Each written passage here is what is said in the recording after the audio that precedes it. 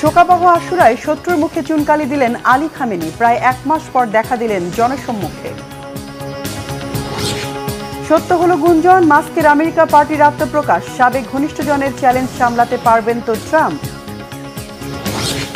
ভারতে নির্বাসিত দালাই লামার উত্তরসূরি নিয়ে চীনের সাথে দ্বন্দ্ব চরমে, কুপকাত হবে কে নয়াদিল্লি না বেইজিং।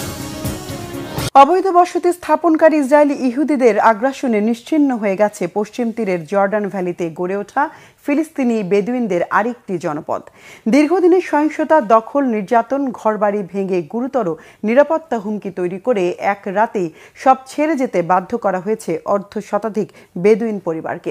এসব অনাচারে সরাসরি মদত দিচ্ছে ইসরায়েলের সেনাবাহিনী। নতুন করে বিভীষিকাময় নাকবা বাস্তবায়নের ইঙ্গিত দিচ্ছে কি ইহুদি বসতি স্থাপনকারীরা? হাফিজুল ইসলামের ডেস্ক রিপোর্টে বিস্তারিত।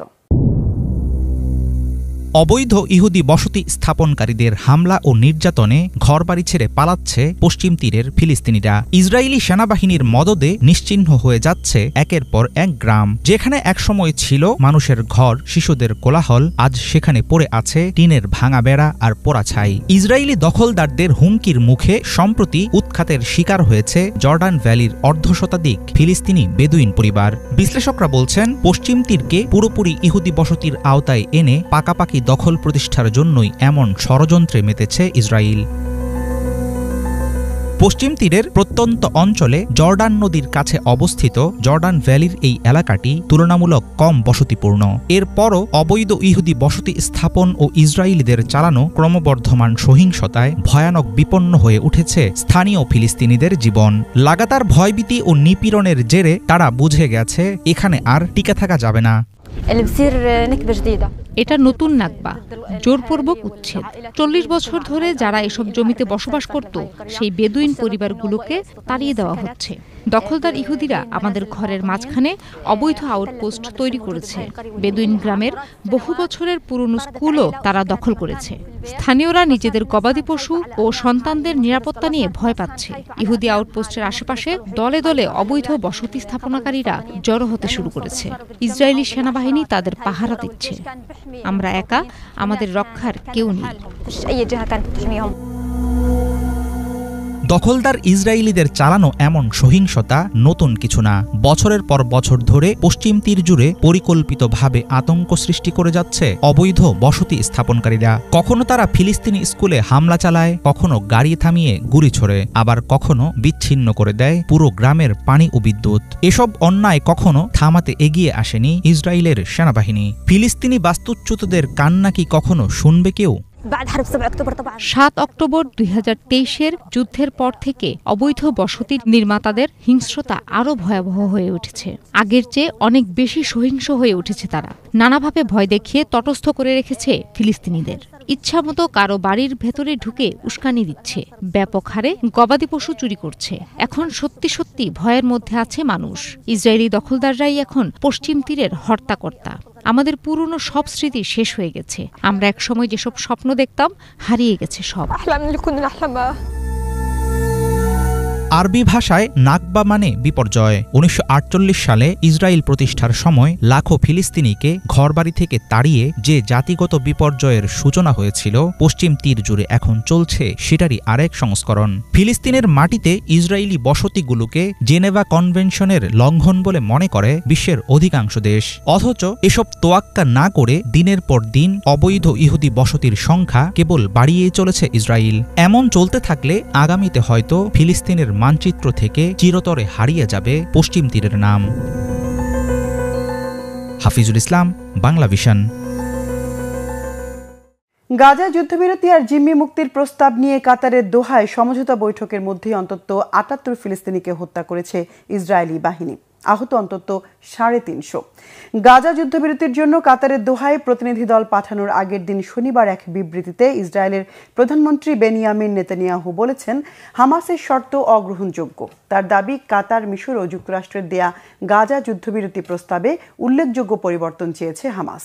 কূটনৈতিক এই তৎপরতার মধ্যেই গাজায় তীব্র হামলা অব্যাহত রেখেছে ইসরায়েলি বাহিনী। রবিবার সকাল পর্যন্ত 24 ঘণ্টায় গাজার বিভিন্ন স্থানে দখলদার বাহিনীর হামলায় হতাহত 4 শতাধিক ফিলিস্তিনিকে উদ্ধার করা গেলেও ধ্বংসস্তূপে অনেকেই চাপা পড়েছে। প্রয়োজনীয় সরঞ্জামের অভাবে ব্যাহত হচ্ছে উদ্ধার তৎপরতা। অন্যদিকে গাজায় ত্রাণ কেন্দ্রগুলোতে জড়ো হওয়া ফিলিস্তিনিদের লক্ষ্য করে গুলিবর্ষণ জারি রেখেছে ইসরায়েলি সেনারা। গাজা স্বাস্থ্য মন্ত্রণালয় জানিয়েছে, ইসরায়েলি আগ্রাসনে এ পর্যন্ত হত্যার শিকার হয়েছেন অন্তত 60,000 ফিলিস্তিনি। আসসালামু আলাইকুম, দেখছিলেন Bangla vision world news headline. ইসরায়েলের বিরুদ্ধে টানা 12 দিনের পাল্টাপাল্টি সংঘর্ষ আর নানা গুঞ্জনের প্রায় 1 মাসের মাথায় জনসম্মুখে এলেন ইরানের সর্বোচ্চ নেতা আয়াতুল্লাহ আলী খামেনি। যুদ্ধ শুরুর পর থেকেই নিরাপত্তার খাতিরে ছিলেন অজ্ঞাতবাসে। এর মোক্ষম ফায়দা নিতে গুঞ্জন আর গুজবের ডালপালা বিস্তার করে সুযোগ সন্ধানীরা। এতে তার সুস্থতা তো বটেই, মৃত্যু নিয়েও রটানো হয় গুজব। খামেনি জনসম্মুখে আসার আগের দিন ইসরায়েলের প্রধানমন্ত্রী বেনিয়ামিন নেতানিয়াহুকে প্রয়োজনে হত্যার হুমকিতে ভিন্ন ইঙ্গিত দিচ্ছে কি তেহরান? এমন পরিস্থিতিতে আবার ইরান ইসরায়েল সংঘাত দেখবে কি বিশ্ব? হিজল জোবায়ের ডেস্ক রিপোর্টে বিস্তারিত। যুদ্ধের সময় ইরানের সর্বোচ্চ ধর্মীয় নেতা আয়াতুল্লাহ আলী খামেনিকে হত্যার একাধিক হুমকি আসে ইসরায়েল ও যুক্তরাষ্ট্রের দিক থেকে, কিন্তু তিনি ছিলেন একেবারেই অজ্ঞাত এক সুরক্ষিত স্থানে। তবে যুদ্ধ শেষ হয়ে যাওয়ার বেশ কিছুদিন চলে গেলেও তিনি প্রকাশ্যে না আসায় ইরানিদের মধ্যে এক ধরনের উদ্বেগ উৎকণ্ঠা কাজ করছিল। কেমন আছেন সর্বোচ্চ ধর্মীয় নেতা? আদৌ কি তিনি সুস্থ আছেন? অনেকের মাঝে আগ বাড়িয়ে আরো অশুভ চিন্তাও উঁকি দিচ্ছিল। কিন্তু না, অবশেষে সব জল্পনা কল্পনার অবসান ঘটিয়ে যুদ্ধ শুরুর পর প্রথমবারের মতো জনসমক্ষে হাজির হয়েছেন 86 বছর বয়সী আয়াতুল্লাহ আলী খামেনি। জানান দিয়েছেন তিনি বহাল তবিয়তে আছেন। পবিত্র আশুরা উপলক্ষে 5 জুলাই তেহরানে ইমাম খোমেনি হোসেইনিয়া মসজিদে সশরীরে হাজির হন ইরানের সর্বোচ্চ ধর্মীয় নেতা। এ সময় তাকে দেখে উচ্ছ্বসিত হয়ে পড়ে উপস্থিত জমায়েত। দাঁড়িয়ে হর্ষধ্বনিতে সর্বোচ্চ নেতাকে স্বাগত জানায় তারা।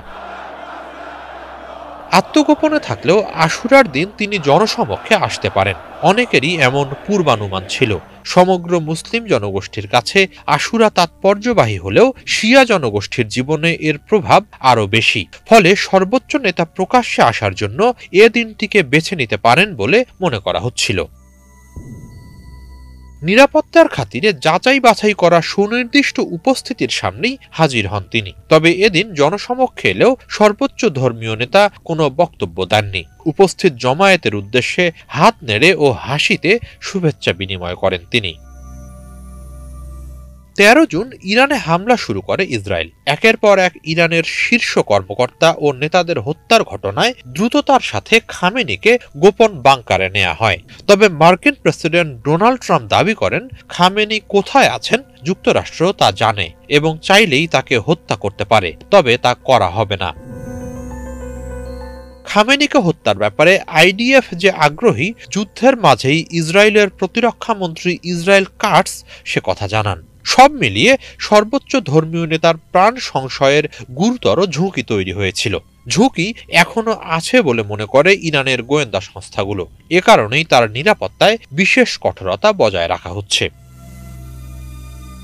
এদিকে আয়াতুল্লাহ আলী খামেনি প্রকাশ্যে আসার একদিন আগেই ইরানের সামরিক বাহিনীর প্রধান মেজর জেনারেল আব্দুল রহিম মুসাফি ইসরায়েলকে হুঁশিয়ারি দিয়ে বলেছেন, বাড়াবাড়ি করলে এর পরের বার ইরান এমন হামলা চালাবে যে ইসরায়েল পঙ্গু হয়ে যাবে। যুক্তরাষ্ট্র চাইলেও ইসরায়েলের প্রধানমন্ত্রী বেনিয়ামিন নেতানিয়াহুকে বাঁচানোর সুযোগ পাবে না।